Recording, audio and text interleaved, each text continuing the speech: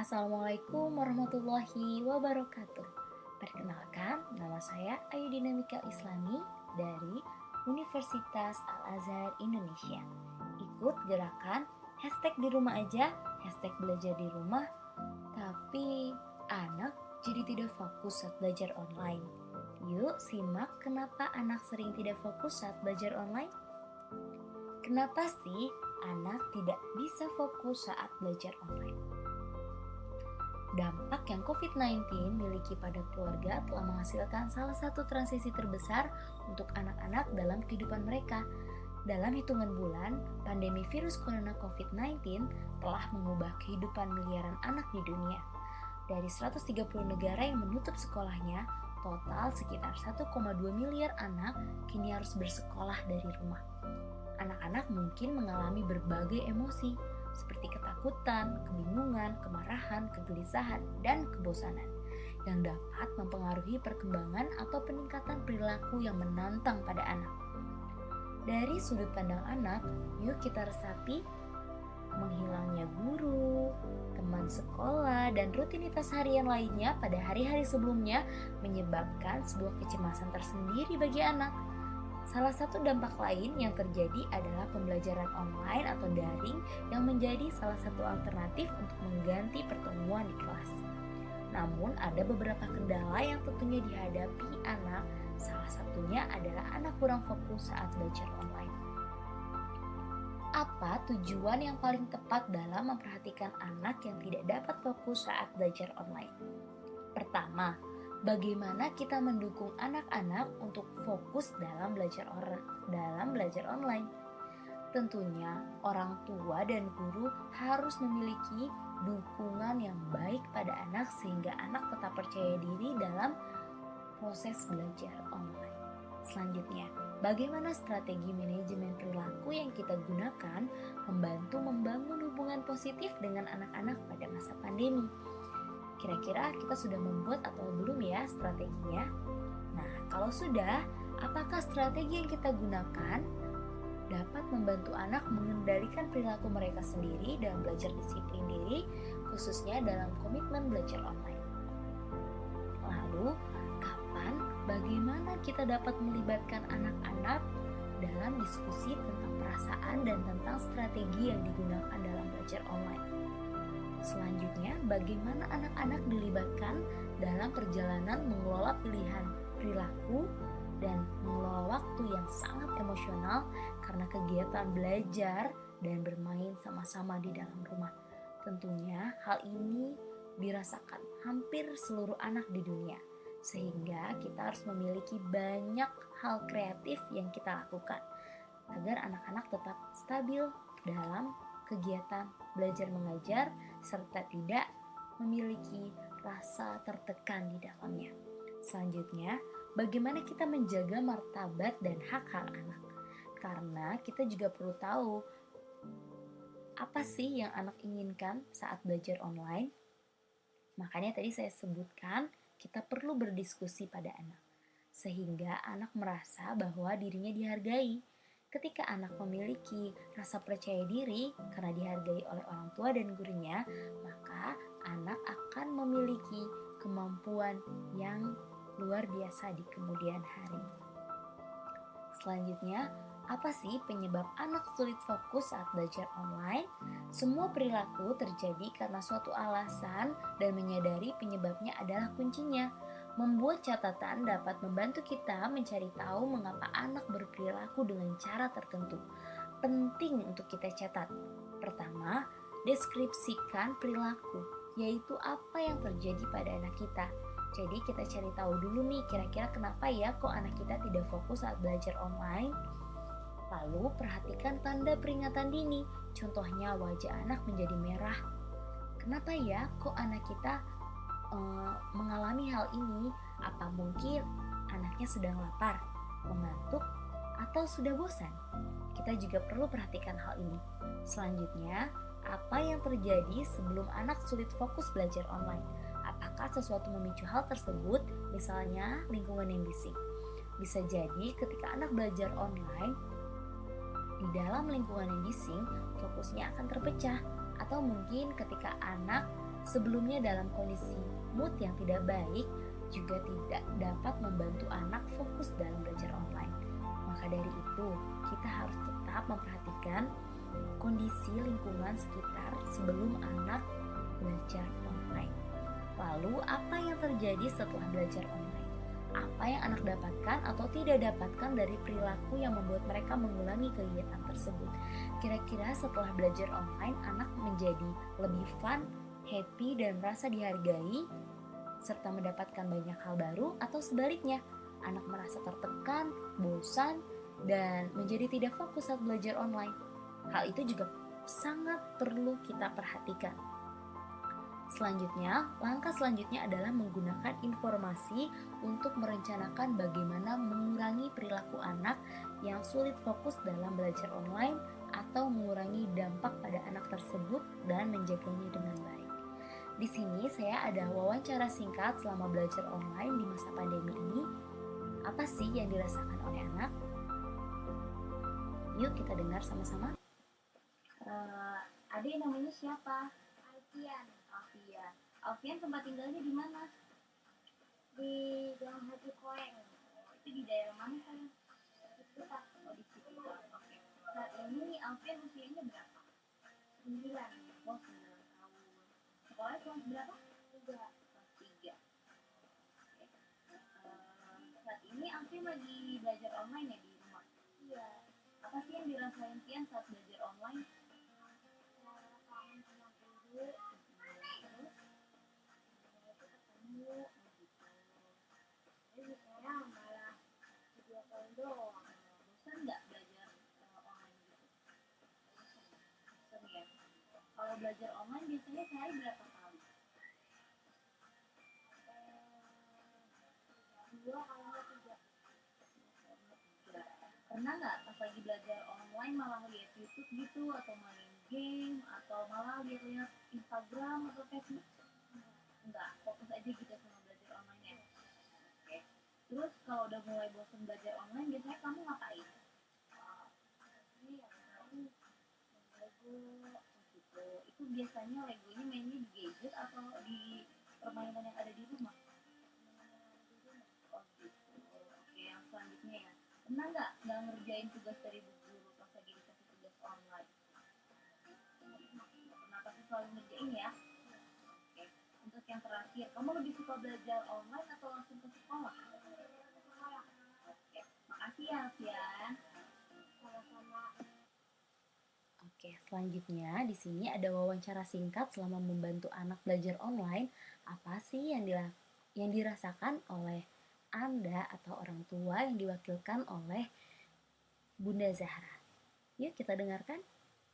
Assalamualaikum Bunda, perkenalkan nama saya Yudina Mika Ifani dari Universitas Al-Azhar. Dengan Bunda siapa saya bicara? Waalaikumsalam warahmatullahi wabarakatuh. Oke, saat ini Bunda tempat tinggalnya di mana Bunda? Untuk saat ini saya tinggal di Maryland, di Sydney. Ya Bunda, saat ini usia anak Bunda berapa tahun?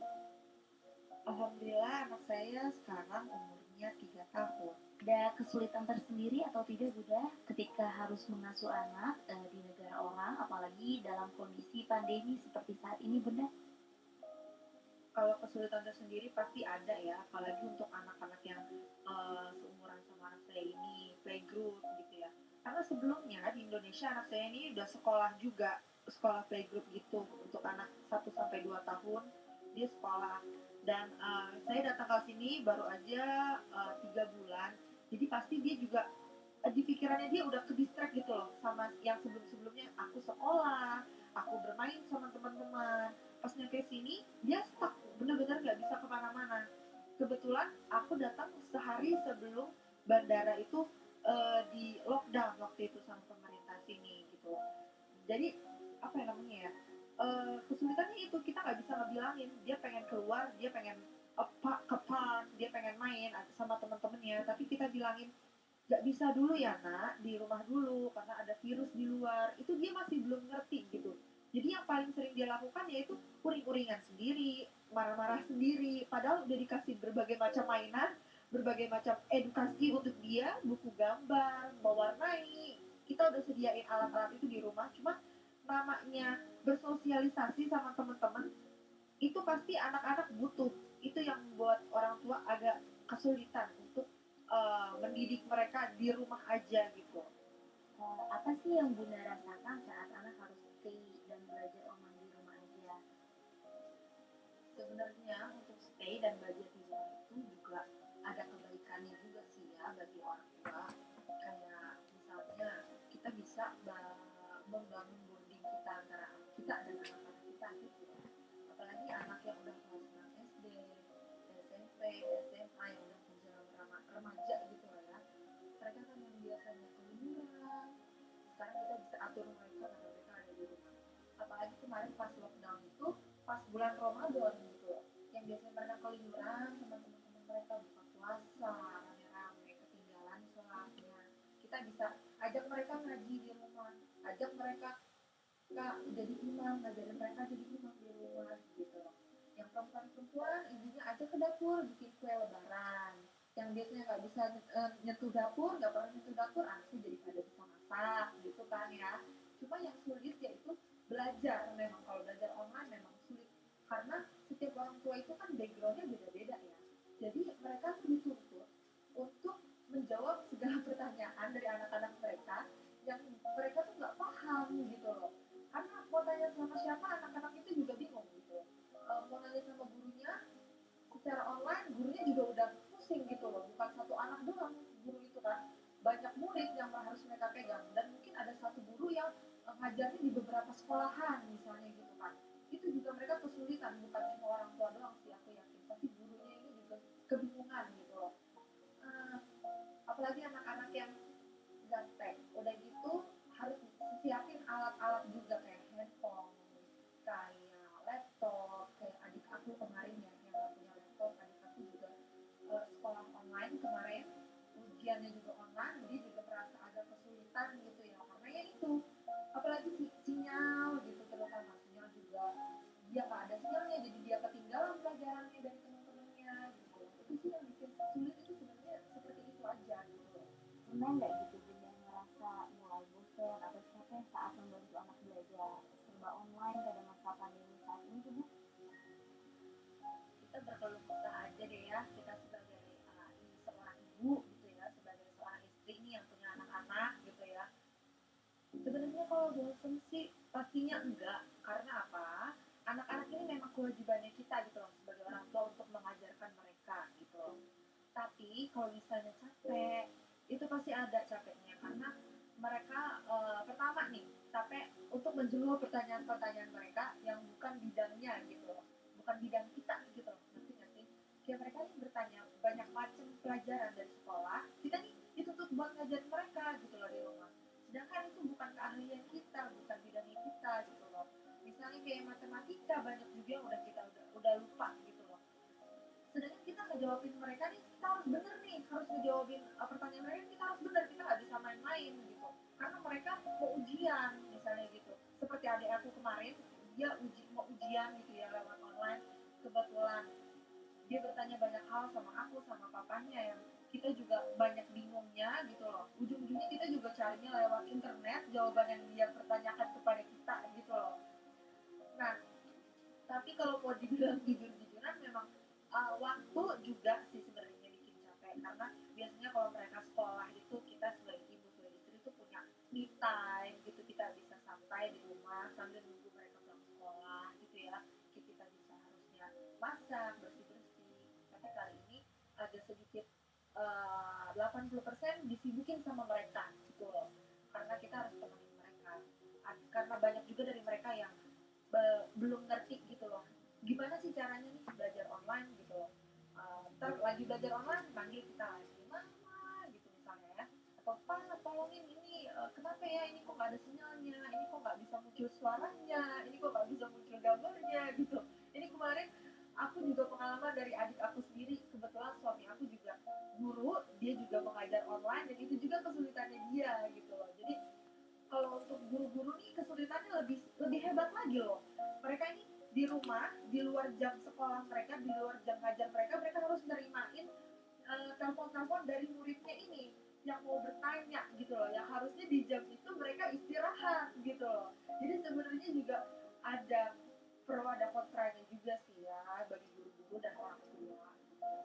Lalu, apakah Bunda membuat sebuah peraturan yang Bunda ciptakan di rumah saat kondisi anak-anak harus tetap di rumah seperti saat ini? Sebenarnya sih kalau untuk anak-anak yang udah remaja itu mereka nggak ada sih peraturannya. Aku sih nggak buat peraturan-peraturan apa untuk adik-adik aku itu yang udah beranjak dewasa. Cuma kalau memang untuk anak aku sendiri nih yang umur 3 tahun, iya aku bikinin dia peraturan yang lucu-lucu, unik-unik yang bikin dia tuh nggak bosen gitu di rumah. Kayak waktu itu aku sempet lihat sih, ini aku dapetnya juga dari internet ya ide ini gitu loh, ide lucu banget. Jadi peraturan ini kayak kalau kamu beresin mainan, kamu dapat 500 koin dari mami. Kalau kamu bilang terima kasih, kamu mami kasihin 1000 koin dari mami, misalnya gitu.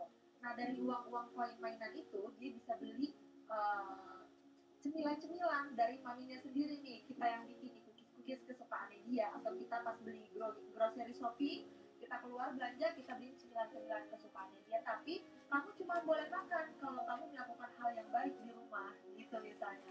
Karena apa ya, kalau kita nggak bikin peraturan kayak gitu, anak-anak kecil ini mereka suka nangis-nangis, mereka bosen di rumah, mereka mau main. Pokoknya anak aku ini sering banget nangis karena dia bosen gitu loh. Jadi nangis yang tanpa sebab, pokoknya nggak tahu kenapa dia diem terus dia nangis aja gitu loh karena dia bosen gitu. Kalau ditanyain kamu kenapa kok nangis, aku mau main, aku mau pergi ke park, aku mau ke taman.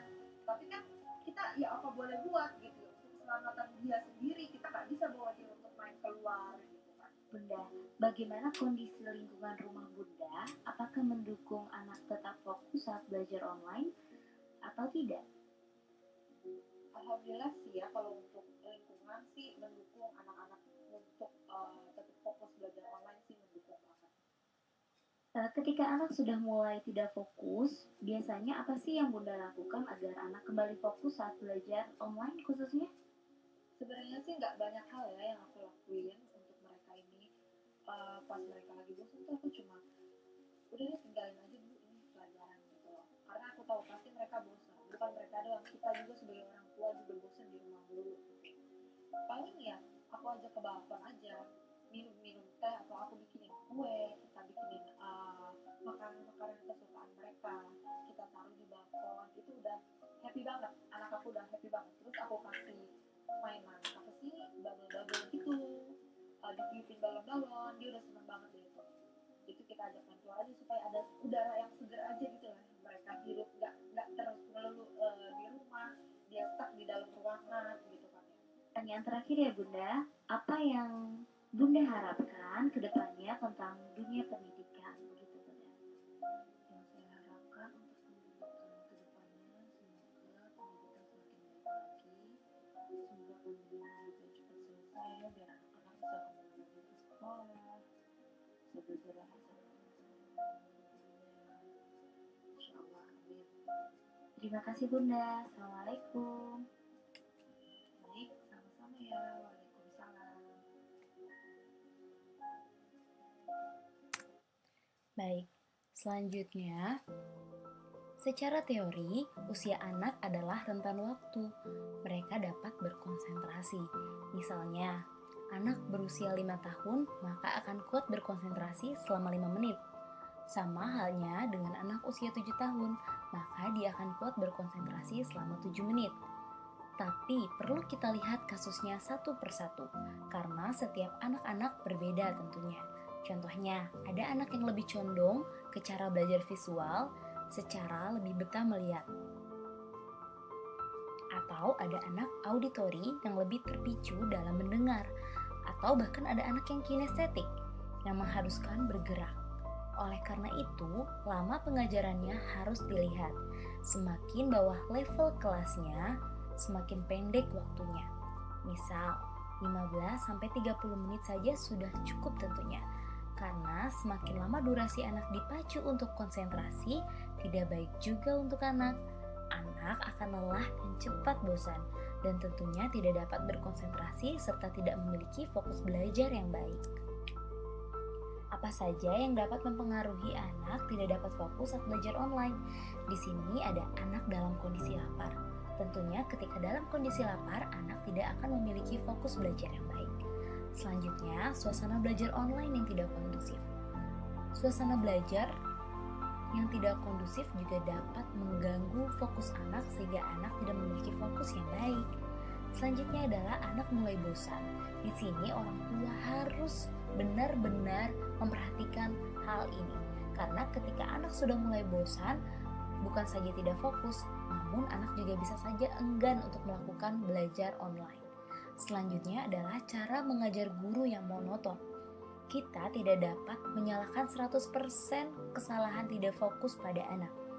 Bisa jadi cara mengajar guru yang monoton juga menjadi salah satu masalahnya. Namun, hal tersebut dapat kita diskusikan bersama guru atau beberapa wali murid lainnya agar dapat menemukan solusi dari masalah tersebut. Selanjutnya adalah anak tidak mengerti teknologi.